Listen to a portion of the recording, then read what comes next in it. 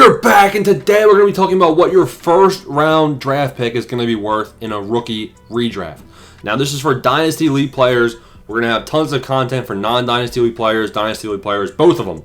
Smash the subscribe button, please, so you don't miss out and so I keep producing this great content. Now, today, the best way to do this is do a bit of a mock draft. We're not going to be doing all 2 rounds of the rookie draft right here. We have a couple of videos already out showing what the mock draft is. Today, I really want to kind of convey to you guys what the value of your draft pick is going to be. So any pick you're holding in from the 1 of 1 to the 1 of 12, we're going to be talking about who you can expect to get and whether it's worth it. Should you trade your rookie draft pick? We'll see. So 2025, the overall rookie draft class, this is my big board. This is kind of my rankings all the way down from top all the way down to bottom. And it's important to note that your value of your draft picks is actually going to increase as we get closer to the draft. People get more excited. People get impatient. The hype builds around these guys from the combine. So if you're going to trade these picks that you hold, I would not recommend trading them until closer to the actual rookie redraft, closer to the combine when people start getting hype, as well as the fact that, if somebody gives you an amazing offer, then you go ahead and pull the trigger. Then you go ahead and trade your guy if it's an offer you can't resist right now. But otherwise, I'd be staying pat because we'll talk about it. I think that there is 12 guys that you can be happy about getting in the first round. The 1 of 1 is probably going to be Ashton Jenney. Ashton Jenney is going to be the 1 of 1 in a lot of different, mock draft scenarios you're going to be seeing. He had 1,900 total yards as a sophomore, went to 2,700 total yards as a junior. Very good contact balance, very good job working through contact. As good as any prospect, similar to Bijan Robinson. If you can get Bijan Robinson, who's very young, a rookie, on your fantasy team, his landing spot's looking like it's going to be the Chicago Bears or the Dallas Cowboys. His draft stock is only rising from what I've been seeing. So he could be going somewhere, and he's going to be the RB1 wherever he goes. If he goes to Dallas, he'd be in an elite offense right off of the bat. He also showed some receiving ability in his second year of college. People don't really talk about that as much. In his 2,600-yard rushing season, he only had 138 receiving yards. But the season prior, he had almost 600 receiving yards. So Jenney at the 1 of 1, it's a no-brainer. You're going to be going for him first.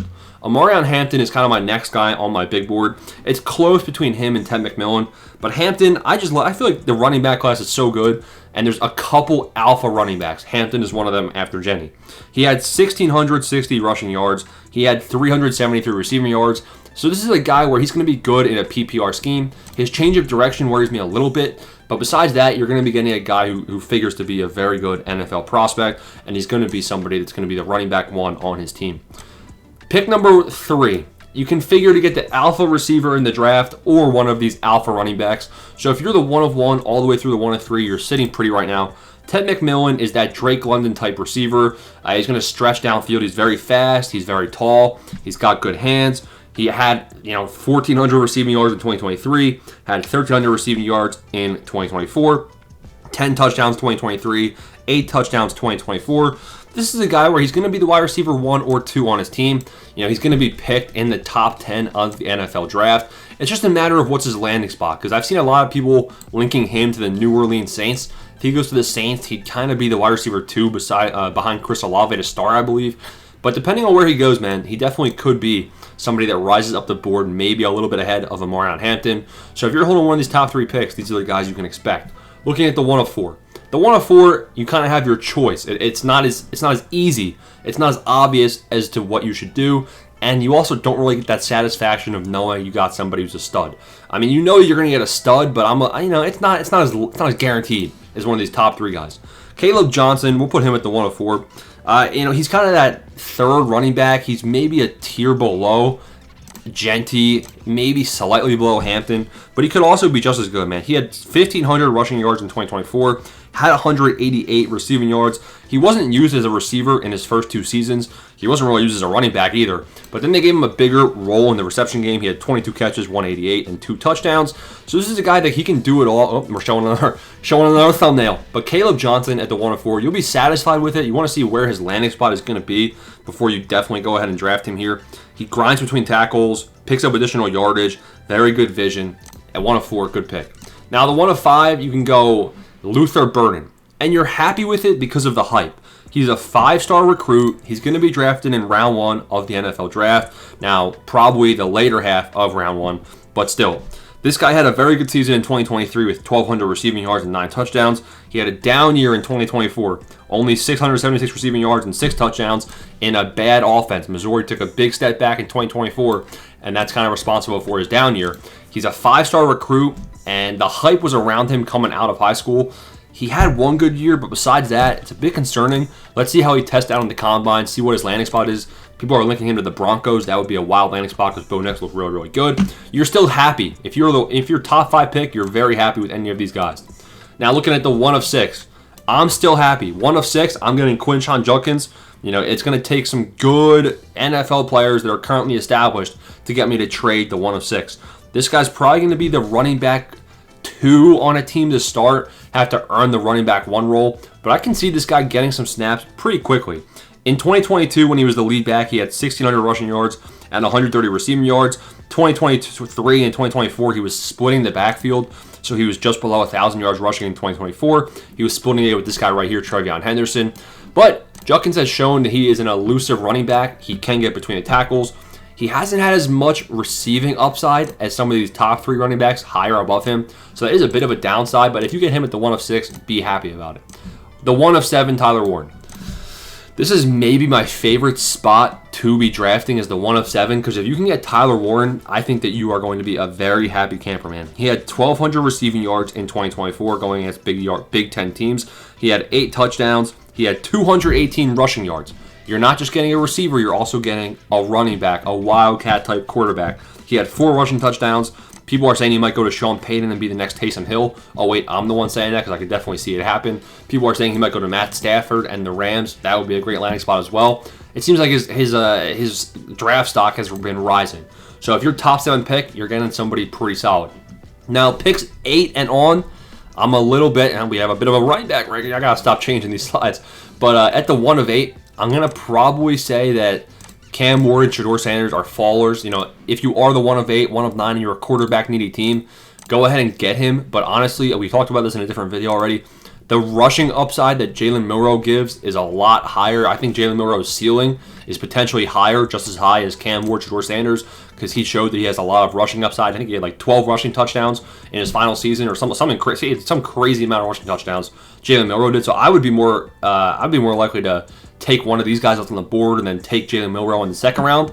That would be my advice right there, because I think these guys are just pocket passers, and the PPR, are they going to throw two touchdowns a game, 1 touchdown a game? It's concerning.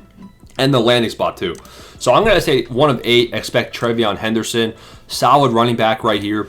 He split with Quinshon Judkins. He never really had that explosive season. In 2021, he did, 1,200 rushing yards, 300 receiving yards. Other than that, he's just kind of been consistent.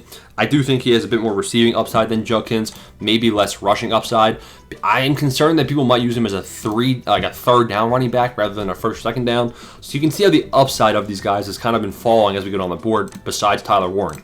But I feel like after Caleb Johnson and Luther Burden, then really you're going to start being like, all right, you need what if? What if Quinshon Judkins is the lead back? What if Henderson's the lead back? Warren's a stud. And then I think Ibuka is also a solid pick right here at the 1 of 9. This is a guy where he is going to be the wide receiver 2 probably wherever he goes. His best NFL comparison is probably Chris Olave, which is pretty funny, Ohio State. But he is that PPR type guy. He had, 75 receptions in 2024 for almost 1,000 yards. He had 10 touchdowns, and he was the wide receiver too, behind Jeremiah Smith for Ohio State, and he had a pretty strong year in that role. The 1 of 10, I have Trey Harris here. I'm a lot higher on him than other people. The reason being, in 8 games, he had 1,000+ receiving yards, so he was averaging 130 yards per game. People are saying it's a Mickey Mouse offense with the RPOs, the screen passes, whatever. I don't care if it's Mickey Mouse, man. This guy had 130 yards per game. I think at the 1 of 10, it's worth a flyer, but that's kind of what it is. It's kind of just a flyer.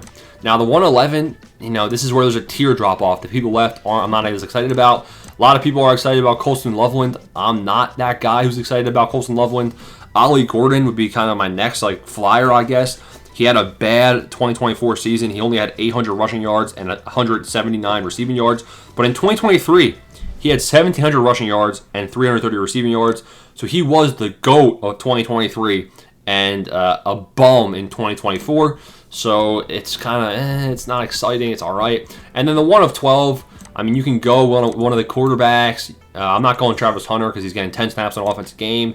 You can go Colston Loveland, who's probably going to he'll be the starting tight end immediately wherever he goes, and he is a possession-type tight end. Really, there's a big tier drop-off, though, you can see after these quarterbacks go and the tight ends. You can be high on these quarterbacks, and then maybe the talent extends into the second round. But you can see kind of what the value of each pick is going to look like. You know, if you don't want to if you're not high on Judkins, if you're not high on Henderson, maybe you slide Agbuka up over these guys. But really, you know, you can see the talent in the top 5 first round picks, and then it kind of extends all the way down to the 1 of 10 and 1 of 11, the 111 and on. You kind of see you're taking some flyers, and that's kind of what the whole second round is going to be, a bunch of flyer type options. Smash the like and subscribe button, man. Comment down below if you're thinking about trading your pick. I'll help you out in the comments. Peace out. Thanks for watching.